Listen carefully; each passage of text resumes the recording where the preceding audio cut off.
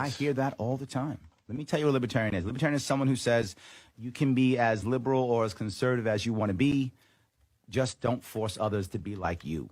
Got it. That's what we are all about. We are all about long-term solutions, not short-term solutions. We're all about changing culture, not just changing law. Law, we have to remember something. At the end of almost every single law is a guy or a gal with a gun who will put you in a cage. And if you don't want to go in that cage, he or she is going to kill you. That means you only use law when it really matters, not just because I'm angry, not because I don't like you, not because you should do some activity I think you shouldn't do or whatever the case may be. It's only for important things like life and liberty and property and things like that. That's when you use violence. That's when you use force. That's what libertarians are all about.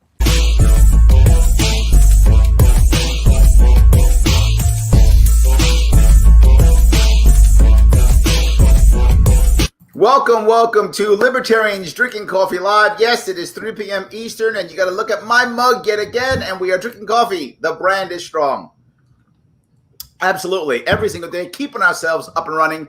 And if you care about this, then do me a favor. Do us all a favor. Like, comment, share. I bug you every time. I'm going to keep bugging you. Click that like button or that love button or wherever it is. Make sure you're commenting. Even if you're just going to say hi to us, it matters. The algorithms pay attention to this kind of thing. And share it too, right? If the only way we're going to get around the media blackout that we get, the media, blockade that we get is by creating our own media. This is part of it. So do your part, like, comment, and share. It does matter.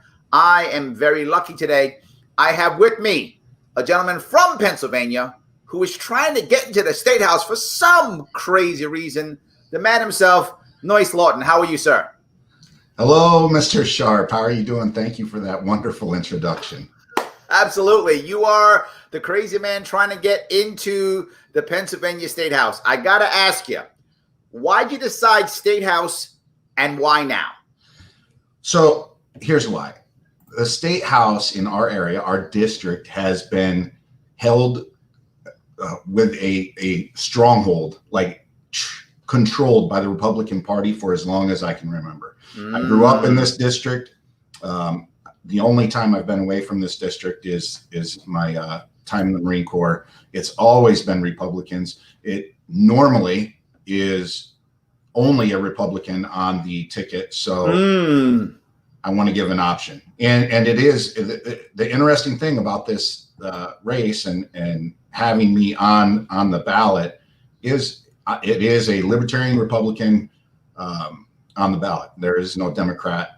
I like that. So it's a two-person race only? It's a two-person race. Yes, sir. Oh, you don't know how much I love that. Oh, hey, I love that. Larry, you're wasting your vote if you write in a Democrat, right? See that? You're wasting your vote on Democrats. What are you doing here? Don't do that. Of course, I love it. Yeah. Guys, look, this is what I love, right? Right now, we've got Noyes here. He's trying. If you want to find out what he's doing, head over to his Facebook page. He's going across the bottom right now. It's Lawton for Liberty on Facebook. Check it out. See what he's got going on, right? If this is something that you can support, get behind him. Help him out. Be his Facebook warrior, right? Help him build out content. Donate. Give him some cash. Show up. Do some sign waving for him. Do some hang some door knockers on doors. Whatever's appropriate in his world. I'm happy to hear that. So let me ask now. It's two-person race. Yes, sir. What are issues that you think are like? I'm sure you have 1,000. Oh, a million. Yeah. Absolutely. So just give me like the top 1, 2, or 3 you think are going to land well in your district. Well, here's one that's been a struggle in our state for the past 40 years, and we're going back. 1933 was when it started. Is the state-controlled liquor stores, and we've seen them give up the beer and wine. That's now privatized, but the liquor is still controlled by the state. Got it. You go back to 1933, Gifford Pinchot, when he signed the Pennsylvania Liquor Control Board into law.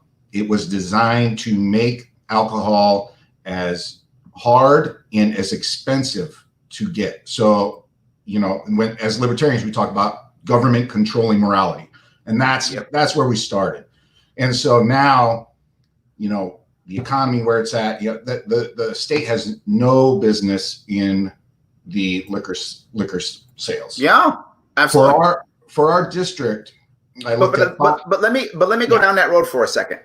Yes, sir. The people in your district who are concerned about that, who are saying, why is this happening?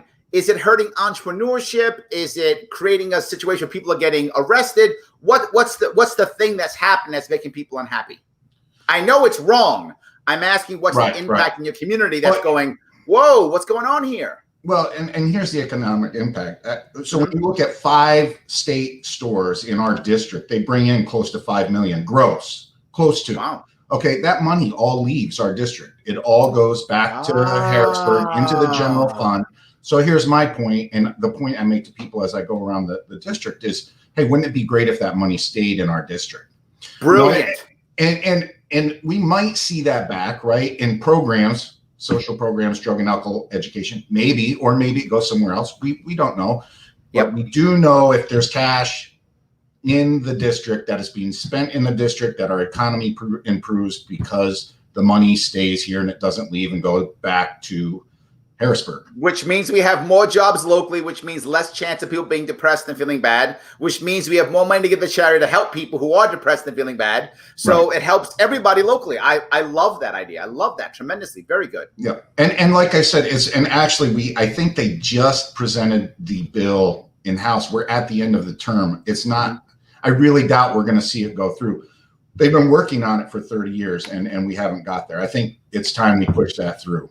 What a great specific idea with good benefit at the end, localization. I love that. And you can measure a win. I love that. Great. Give me another one. This is good. So here's another one. Pennsylvania incarcerates our incarceration rate is one of the highest in the country. We are 765 per 100,000 people. Wow. So, and we always talk about victimless crimes, right? That's what libertarians about. Victimless crimes. Why are we putting victimless crimes in jail? Why are they in prison? And it's kind of twofold. And, because then we get into addiction, we get into the mental health aspect. So we're putting people in jail that have a serious mental health problem, and we're lacking mental health. And we are, our community is lacking a mental health. We do have mental health in our district, but it's not there to cover all the needs. No, I get it. Here in New York City, actually, our jail, the most popular jail we know, the most violent in the country, which is Rikers Island, that's our biggest, basically, mental hospital. Because of that, our jail has become our largest mental hospital. Yeah. And then, it's really easy to tie that mental health stuff into addiction, because if you have an addiction, you're addicted to drugs, you have a mental health issue. If you don't have one when you start using drugs, you eventually will. And so it's really easy to tie this rehab in my mind. And, of course, we get into like privatization. We privatize mental health, rehabilitation, and people have a choice of where they're going to go. It's not state mandated that you have to go here for 30 days. But is it privatized, or is it nonprofit? Is it a joint? Right? How do you when the second I hear privatize, the first thing I think of, private prisons. They're going to be making money off people's misery. Look at you, evil libertarians trying to make money off of people's misery. Right? But I'm serious. No, you're absolutely right. That's the imagery that comes. So how do we make that feel the right way that I know you want it to feel? Right.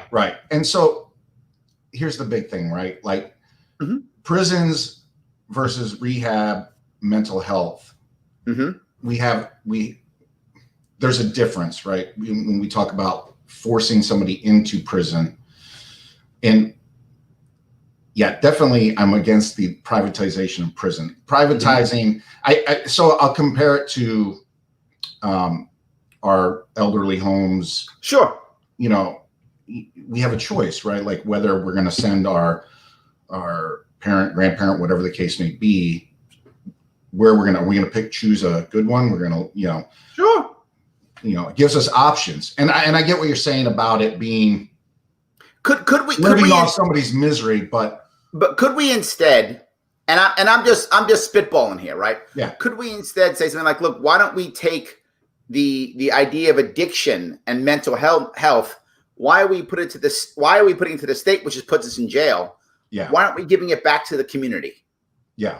Yeah. And allowing the community to deal with that. And the community becomes a generic word for both profit and nonprofit, whichever does a better job, right? Right. And that's what we want, right? Whoever does the best job. Well, and I think when we look at any of these programs, it's always, in my opinion, it's better if we're going to have government involved. It's better that we have local government involved rather than we have state government mandating to a local county how they're going to do it when they don't necessarily know what the resources are in that county. Absolutely. Yes, I completely agree. And what I find is when you start doing that, then everyone in that room just starts checking a box. They actually stop caring about the loved one and they just start checking the boxes the government forces them to check. Right. And the caring aspect goes out the window and the box checking goes crazy. And every time something goes wrong, they don't actually try to fix it or make things better. What they do is create more boxes to check. Right. They protect themselves by checking boxes. That's the piece that drives me crazy. I agree with you completely. I love the idea. We're removing government, adding that community, whether that's nonprofit or profit, whatever does the best job of helping the people locally. I love that idea. Well, and Larry, I followed what you did in New York when you ran for governor very closely. I mean, I'm in northern PA. We're right on the New York border. On the border. We're brothers. Yeah, we're brothers, right. And so I love some of the stuff you said. And one of the things that has rung true to me, and you, I think the question was posed to you, don't libertarians just want to tear everything down? Get rid of everything, right? And I believe your answer was along the lines of, I don't want to tear everything down, but we need to stop at some point, right? Yep. We need to put a halt to all the social programs, the spending. Like, I'm not going to take away what's here already, but let's stop and look at what we have. Yep. Let's get rid of what's not working. Let's keep what's working, right? And that's one reason when we look at the state part, when you asked the original question, like, okay, that's where we're going to have influence, right? Yep. Like at the state level, to stop just. We're going to have impact there. I'm with you. Yeah. Yes, people are going to feel it. Well, what I often say is, I'm not about tearing down the state. That's not my initial goal. In the long run, that would be amazing. But my initial goal is very simple. I understand that government by default is always two things no matter what. Number one, it's a monopoly. Number two, it's a massive jobs program, right? Those are the two things that government is always. Whatever else it may be doing, it's always a monopoly and a massive jobs program. So if you remove it, what happens? It's a monopoly. You remove it, what's left? Nothing. You left, and people get scared. Nothing's there, right? Because it's a monopoly. Right. Not just that, jobs go flying away. People get scared, and people who are afraid make bad decisions.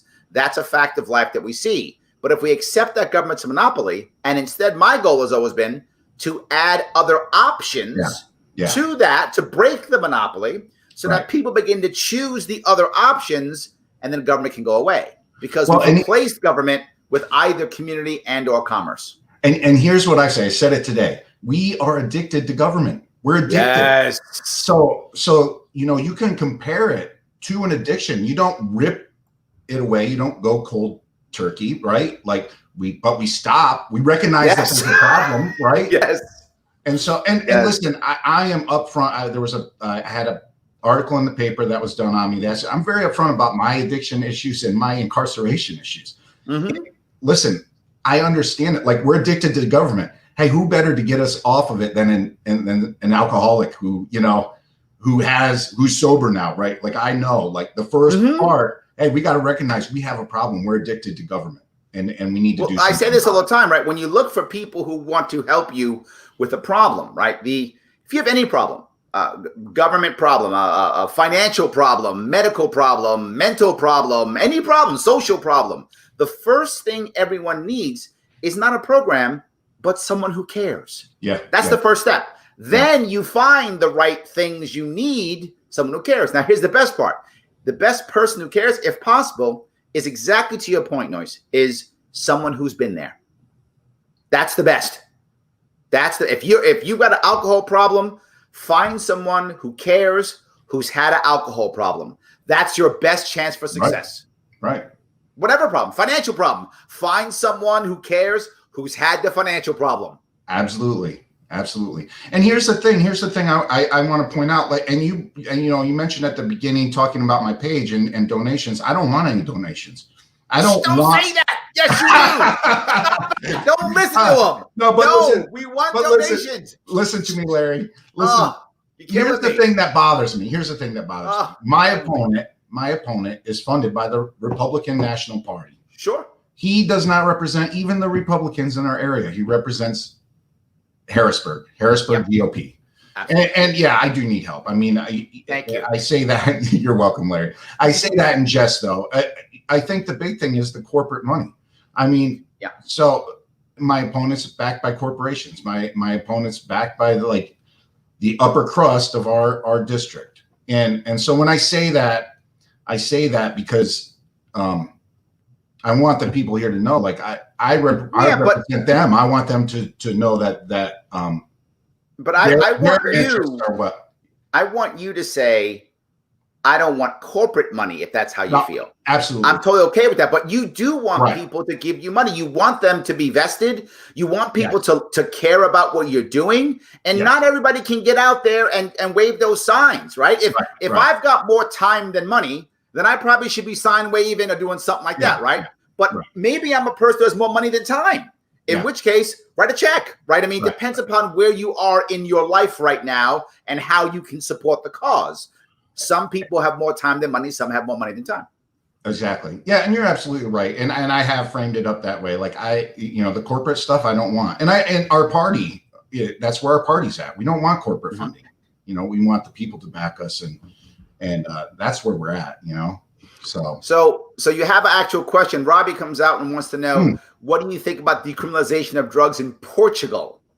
It concludes that contrary to predictions, the Portuguese decriminalization did not lead to major increase in drug use. The evidence indicates reduction in problematic use, drug-related harms, and criminal justice overcrowding. Do you have an opinion on that? So the decriminalization part, Larry,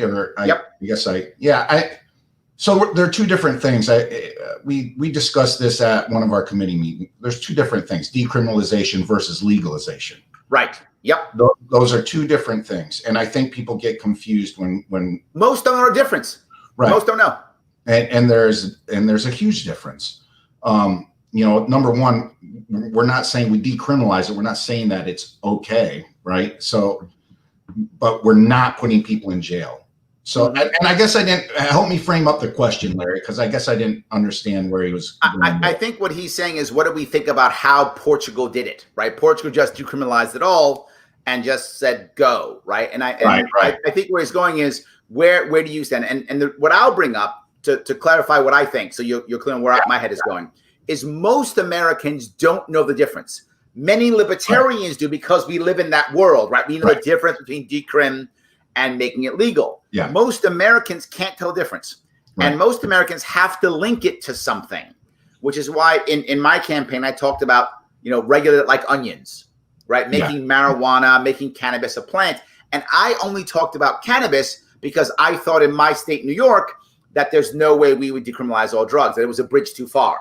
And I would rather take cannabis than take all the rest, start now and then move from there. That's not true for every state. Some states, you could probably decrim everything. I didn't think New York still doesn't have legalized cannabis now. So that's why I went that level. But I think the other thing is, I use the phrase regulate like onions, so the average person would think, oh, there's some regulation to it. Yeah. And I thought New York would accept that. California did regulate like wine. So I guess he's asking, where are you there? Yeah. And so as I go around our district, I really, we're the same stuff that you're talking about. When people talk about decriminalization or even legalization, marijuana is okay, but I think we're really scared to do anything past that, because they see the constant. I mean, we have an opioid crisis in our community and across the country, and it scares them to say, "Oh yeah, we're going to make this okay." So, hey, if we can start with marijuana, we can decriminalize that. And move forward, and we see that works, then we can keep moving forward. But we have to move forward. We're not even moving forward right now. So I'll bring this up because this leads into. So we had a Democratic senator propose, and there's no bill that's been written, but he's proposed to the House that we legalize adult use cannabis in Pennsylvania. So, that's great. That's super. Here's my problem with it, though. In the same memo, right, he's saying we'll bring in tax dollars. Of course, that's always the big always thing. The big. You're right. And that way we can keep all the social programs we have, and we don't have to raise taxes. Yes. So my problem is, if we're bringing extra money in, we should be lowering taxes, not just keeping the status quo. My worry is we bring tax in and we spend more. Yeah, absolutely. Yeah. Right. Yes. And listen, we're human beings. Our politicians are human beings. We're all human beings. You give us money, we are going to spend it. I mean, yes. So we need. So you speak a lot about the kind of mental health issues, addiction issues. That's a big part. A lot of what you talked about was literally, your big issues were criminal justice and cannabis and alcohol stores. That's obviously an issue for you. So I got to ask, when it comes to the COVID crisis and the government response to the COVID crisis, this has got to be driving you crazy when you're looking 3, 6, 9 months down the road at the mental, crisis that's going to come if it hasn't already started, right, from this. Well, it's already started. And actually, so there was a article I read, and it's from New York City. I believe it was Queens. And I can't remember exactly, but the suicide rate from the year prior to this year when we were quarantined, I think it doubled. Don't quote me on this, but it definitely increased. Okay. 100%, yes. Yeah. And so I think the problem is when we have government and mandate anything, pass anything, legislate anything, we have unintended consequences. Yes. They have not looked at that. And they passed the quarantine with the best of intent, right? Or, Pennsylvania is under the strictest model as far as I understand. It's all done with the best intent to help save lives, to keep people just healthy, right? Yep. The problem is we didn't look at what happens to our mental health and our addicts when we force them to isolate and lock up in their homes, right? And I know in our area there were Zoom meetings and whatever, but for mental health addicts, like, they need that social aspect. As humans, we need that social aspect. And when we forgot about that, we had addicts and mental health people left behind. Yes. And I mean, it's a shame. I don't want to minimize why we did it. No, I get you. COVID is real. Yeah. Yes. And we need to put some complete thought into this process. Hey, what are we going to do for these people? So and I know, like, if we pass something, if we mandate something, it needs to be good for everyone, not just a select group of people. And my feeling was, and I get a little fired up about this. My feeling was we left addicts and mental health people behind. Fend for yourself and, like, good luck. Yep. So to me, it was uncaring. Like, we didn't put any thought into this. But if you heard me, I complained about this a lot early on. And my piece was, the second that you mandate it, you have rebellion. The second that you mandate it, you have people now politicizing it. Oh, it's because Democrats want it or Republicans want it. And now you get a left-right divide, right? If we would have simply followed the idea that here are the actual guidelines, here's the information we know, and not only say here's government information, but here's others too. Look at it all and decide what works for your community, because your rural community is going to be different than my city community or this guy's city community or this guy's rural community. It's different. Absolutely. And what would have happened is people who cared would have tried to find an answer for the loved ones in their lives who are dealing with mental issues. Well, and it goes back to what we talked about earlier, Larry. If we let the local communities decide what was best for their areas with guidance from the state. Yep. And then, I mean, I know we're a rural community. There's a lot of intelligent people in this area that could have handled this. So we should have let them handle it, because not only are they intelligent and educated and know what they need to know, but they're in touch with the people locally and understand the needs of the local community. Do you have a lot of farmers in your area? We used to. Not that much anymore? Well, I think it's like, I think New York's faced the same crisis. I mean, small farms are under attack. I mean, absolutely, yes. What I'm saying with farmers is farmers are notoriously, have an ingenuity that is just insane. They like figure stuff out because they kind of have to. So adapt and overcome, Larry. They do, 100%, brother. Semper Fi, you know it. Absolutely. Yes, sir. They farmers have a way of getting around stuff. So if you give them and say, here it is, farmer, here's what you got to do, the odds are there's going to be a farmer who figures this out and goes, you know what? This is how we do it. Some are going to fail, but some are going to figure it out, and then we all copy. Hey, listen, I grew up on a farm. My dad was a farmer, and I respect him. He ended up on the school board in our local area. Smart guy. He knew how to do everything, and he said, if I'm going to be successful as a farmer, I need to know how to weld. I need to know how I need to know how to, because I can't afford to go do it all, right? So you're absolutely right. And when we talk about farms, so now we get into, and I've talked to people about this locally. So what do we do to help small farms? Well, the agritourism stuff is a huge thing right now. People want to come to the rural areas. Oh, yes. They want to see the beautiful sites that we have. They want to ride on hay wagons. So, but they want to pet a goat. They want to pet a goat, right? Yes. But who's interfering? I mean, the state makes it that they can't. They're mandated. They're required to have a certain amount of insurance that they can't afford. Yes, and it doesn't make it feasibly possible. So, did you call it agritourism? Agritourism, yes, sir. I'm so stealing that. Agritourism. I love that. But this goes back to what we talked about earlier, which is the idea of the farmer figuring things out, right? I want to treat farmers like entrepreneurs. Yeah, and they are. I mean, yes. And we're going to open up a whole bag of but when the government steps in again, and this is more at the federal, we're getting away from state, but when the federal government subsidizes farmers, it hurts us in the long run. Absolutely. I mean, here's the thing, like you, and I agree with you 100%. Farmers are ingenious. They figure out how to make things work.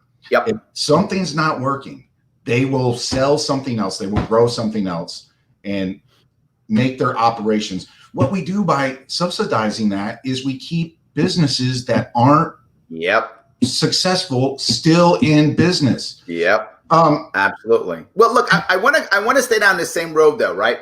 Yeah. I think that one of the reasons why we have so many people protesting, not that George Floyd's murder wasn't horrible, it was absolutely horrible. Get that. What I'm saying is, I think one of the reasons why we have so much is because this was, we were all sitting at home. We were sitting at home for 3-4 months. This was and I keep using Tim O'Connor's thing, this was the kindling that was right there. And George Floyd was the spark that just, boom, exploded, right? And now you got people who've been sitting at home with nothing to do except watch Netflix all day. And now all of a sudden they've got a mission. And so we jump out, we got a mission, and we get out there, and we don't have to be at work tomorrow morning because there's no jobs. So it's easy to protest for 6 weeks in a row when your boss isn't telling you to be to work at 9 o'clock in the morning. So all this happens. I mean, I feel like the protests were also created because of government response to COVID and the anger that people are feeling. I think a lot of that's also frustration and part of your issue that you're talking about, which is mental health too. Am I wrong here? What's your view on protests? Oh, protests? We're protected, I gave you a lot, but go ahead. No. We're protected. We have the right to protest, to peaceably protest. That's part of our First Amendment rights. So I'll give an example here in our local area, right? We had a Black Lives Matter protest. We had people, Blue Lives Matter on the sidewalk, all peaceably protesting, right? No problems. We had local police there. We had one gentleman that did not listen to the police, ended up, yelling, moving, not following police orders. He was arrested. So there's the point, right? As soon as we cross that line and we're not peaceably protesting, then there's an issue. But we're protected. We have the right to protest. That's why we live. That's why we live in America. We live in a great country. Like, our district is great. These things that we're talking about, these are things that you and I are trying to protect. Libertarians are trying to protect. the right to protest, the right to free speech, the right to the freedom of all this stuff. And the more government is involved, the more it chips away at those liberties. And you said something else, Larry, and I want to say this. I think the other thing that happens with a two-party system, we end up with those two parties being controlled by the extremes. And I think we're seeing that right now. Yep. And what I wish people would understand is that you're not wasting your vote on any third party, but definitely not on libertarians. We have the ability to bring people together. Yep. And that's my opinion. When we enter the arena and we are a strong force, we bring people together. And that's, as I went around, I've been all over the district petitioning. I have not gotten one argument, and I've talked a lot of politics with anybody. Right. Nice. And I feel like, me personally, one of my personal strengths is I have the ability to bring people to the table. I have the ability to bring people to the table and talk and not want to strangle each other by the end of the conversation. Right. And that's what we need right now. Everybody's 100%. Mad. Everybody's mad and wants to, go after everyone. And every time something happens, we throw it always into a left-right paradigm. Exactly. And to your point, an extreme. Right. So anything that happened is either it's Trump trying to kill us or Biden trying to kill us. Everyone is one of those two, no matter what. It's everyone trying to kill us, and it's left or right. And it's never just, maybe it's something in the middle. Maybe it's different. Maybe there's a nuance. I think you're totally right. Absolutely. So let me ask the harder question. Do you have a cool slogan? Oh, whoo, that's easy. Lawton for liberty. Lawton for liberty. There we go. Hashtag Lawton for liberty. I love it. Hey, this is what I struggle with when I talk to people and they like, how can you not get behind what the libertarians stand for? Because we stand for everybody's liberties. Everyone in this district, I don't care what your beliefs are. I believe as long as you're not hurting anybody else, you have the right to do it, and government shouldn't be telling you how to do it. Right? Lawton for liberty. I love it. Well, we have another question from Dylan. Dylan says, thinking about COVID, can you trust the community to handle how is best for them? What about outsiders coming into your community? What is your thought about travel bans, right? So he says he's from New Jersey, he's kind of strict. So even though you might trust your community, what about other people coming in, right?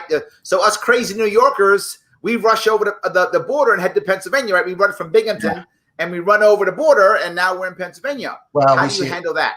Well, I don't know if I have an answer for that. We see it here in our community. We're a rural community. My fiance and I went downtown the other day. We're sitting on the park bench, and there isn't a single license. There's not a single Pennsylvania license plate here, right? So I know our state organization, the LPPA, early on released a statement. It was about masks because everybody was fired up about masks, right? Sure. But it talked about respecting other people, and so. Respecting other people is not something we can govern, and we can't enter a police state where we're not allowing anybody to move. We shouldn't. We shouldn't. But we sure can. Yeah, you're absolutely right, Larry. We sure can. And thank you for clearing. Because we're. Yes. I mean, hey, listen, that's why I'm here. I'm scared, right? Like we are having our liberties infringed upon. Yep. And we are willfully allowing it to happen. Yes, we're voting for it. We're begging for it. Yeah, absolutely. And that's why. Listen, if we get our voice out there, and even if we don't win, if we bring liberty to the table and it's discussed, I mean, then we've succeeded, right? So let me go to that point then. How do we make impact, man? I mean, this is tough. COVID has made stuff tougher. Fear has made stuff tougher. The left-right paradigm is pulling us apart. That's made it harder. There's fear. What are we going to do to make impact? That's a great question. So listen, one thing, and this isn't talked about a lot. I'm sure you're probably, so Duverger's law, the political scientist, French political scientist, and he talks about the two-party system. So part of the problem is the way we vote. Yes. So, we vote, it's winner take all. So when it's a winner take all type of situation, we create a two-party system. And so we have done this So I mean, do we need to look at like changing how we vote, changing the election process to more of a committee? I don't know if that's the answer or not, but the problem is right now how we're set up, two-party system is going to happen. Yep. So doing stuff like this, talking to people, that's where I do feel like as I go around and talk to people, Republican, Democrat, they're fed up. They're tired. I'll bring this point, Larry. So you talked about slogans. I'm sick of the change slogans. And when I heard slogans, I was like, you know what? I'm tired of change. Like, America's a great country. We live in a great district. I'm tired of change. Like, we live in a great country. There's no need to change anything. So out of curiosity, I researched. I'm like, when did this start? When did this start? You want to know how it started? It started when government started sticking their nose. It started with a New Deal. Yep. We had, government creating jobs, government doing for us instead of us doing for us. And there we go. Ranked choice voting. Yes, absolutely. Yep. Yes. And you know, the great thing about that ranked choice voting is now you can throw your vote towards a libertarian and not feel like you're going to lose, right? Yep. And we are competitive. We want to win. And you know, that's the problem with this winner take all. I'm sorry, I'm all over the place. No, I got you. There's another question Robbie brings up. To make impact, should we hold a convention of states? A lot of people who are for the convention of states. Now, you would have to vote on that if you were in the state house, right? You'd actually have a vote on this, right? If you're in the state house, Pennsylvania, you have to vote to decide if they're going to join the convention of states and such. You'd actually have a vote here. Where do you stand on this? So it's along the same lines of the rural areas wanting to create a new state because they feel their voice isn't heard because of the urban areas. We want to split up New York.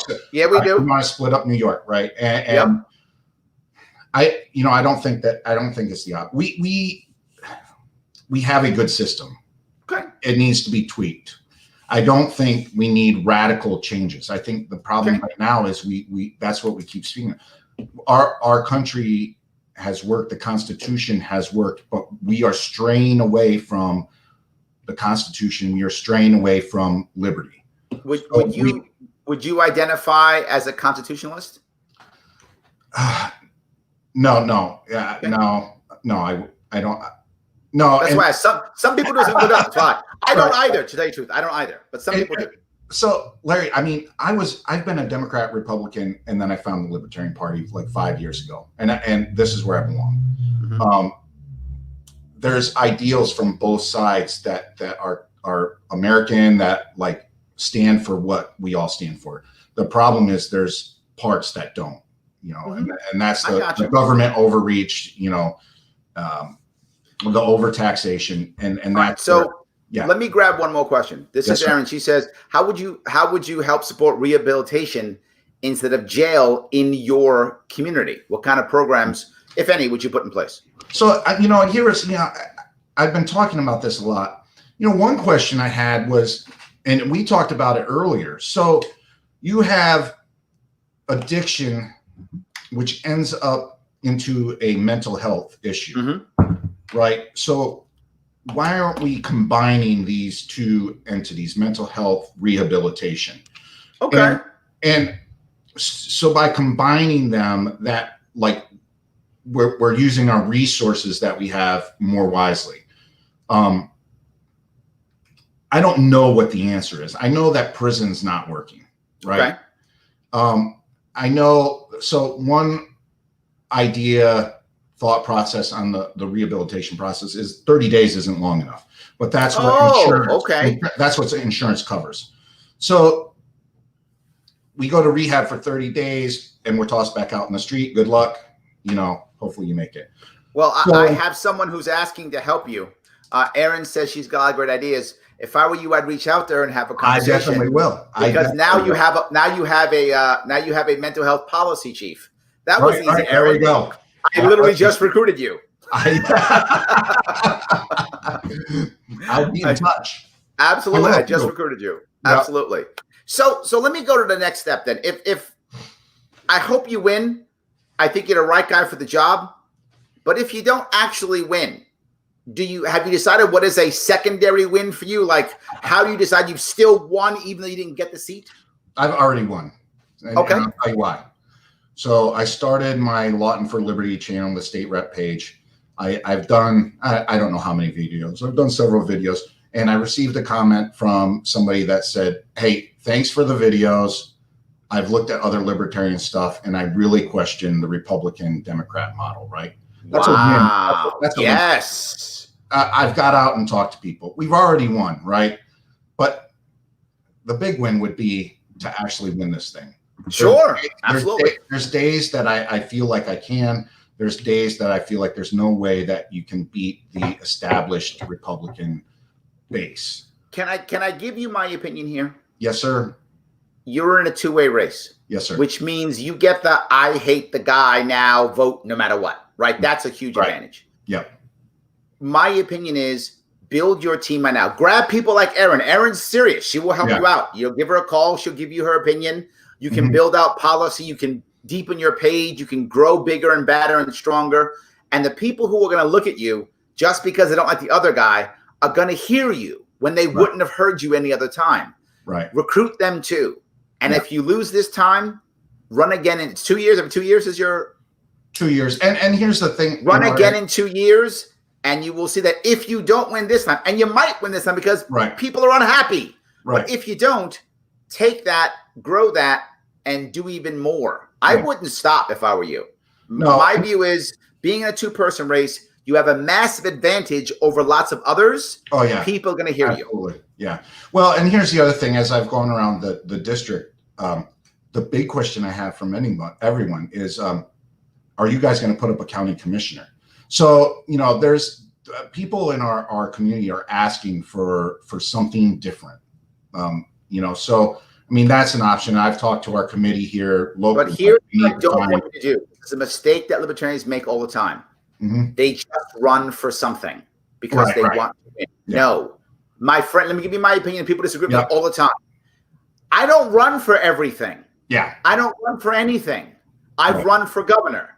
I might run for governor again. Yeah. Because that's what I am. I'm an executive. That's what I am. I'm an executive. I'm not going to run for Congress or the Senate. That's not who I am. Right. I'm not a legislator. I'm an executive. And people now see me as that. So I can only run for an executive type position that people will see me as trying to make impact.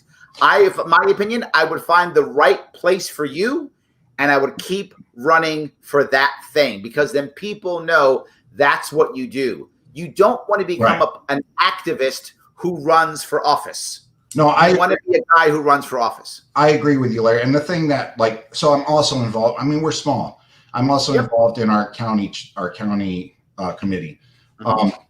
And the thing that we're talking about, I mean, we struggle with viable candidates too. I mean, so I've already talked to our committee. Better to have less good candidates than more bad ones. Right. Yeah, I agree. We're Marines. Better to have a smaller force that's effective than a massive force that's not. Yep. Absolutely. Absolutely. By the way, Robbie also is asking to be recruited. No. Okay. So now you've got two. Hey, I'm going to write this down. There we go. You've got two people who want to be recruited. So life is good for you. You're already building your team. You're already building your team. Well, and I had, I have a cousin who's a local, has a local farm. He's done a lot of great things outside, just like we talked about. Yes. I talked to him about, agriculture policy. So I have some people established, and I'm talking. So now even bigger. And even bigger and even better, right? Absolutely. All right. So Noyes, there's something you want to bring up before we wrap this up? No, Larry, thanks for having me on. It has been a pleasure. I do want to tell you, I really admired the things that you said for New York State, and a lot of great ideas. And one that I love is the selling the naming rights. Yes. I loved it. I love it. But here's the thing: when I talk to okay, so if you're going to cut taxes, what are you going to do? Well, we have to think outside the box. Yes. Right? we still need money coming in. We still need to keep things moving forward and progress and all that stuff needs to happen. But we can think outside of the box and stop overtaxing people. And I'll leave it with this. This is the thing, Larry. It's really simple. Economics is simple. You leave money. We already talked about it. You leave money with the people, they will spend it. And yes, they will grow. Yes, simple. It is that simple. All right, my friend. I want to say thank you for coming on. I appreciate it. Everybody else, thank you for watching. Go support this man, right? Noyes Lawton, go support him. Lawton for Liberty on Facebook. He needs help. We all need help. Thank you guys so much. I appreciate it. Thanks, Larry.